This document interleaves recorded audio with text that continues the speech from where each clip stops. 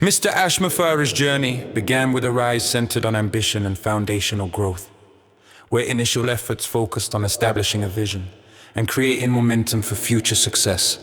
This phase was characterized by building traction and pursuing goals with determination, laying the groundwork for what was to come. It represented a period of striving and achievement that set the stage for deeper transformation.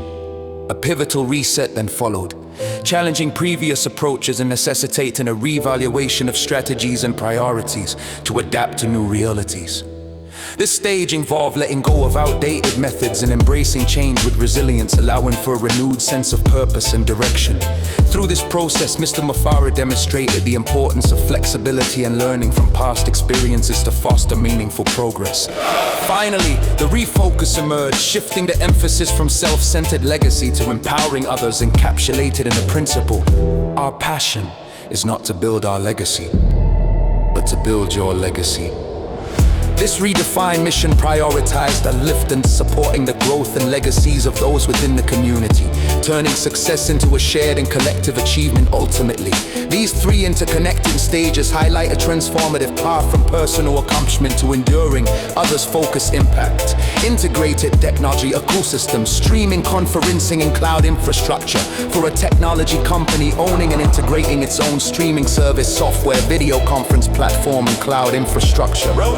Often refers to load balancers or global server networks, creates a powerful synergistic advantage. This integration allows for a seamless, secure, and highly scalable environment where services enhance one another, providing a superior user experience and significant operational benefits.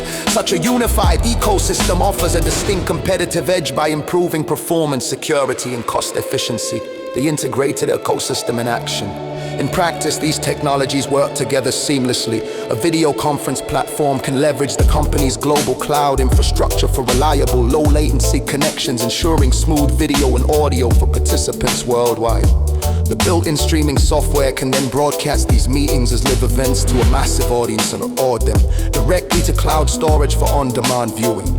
This entire process is managed efficiently by the company's own load balancing and server rotator technology, which distributes the workload to prevent any single server from being overwhelmed, thus maintaining performance and reliability.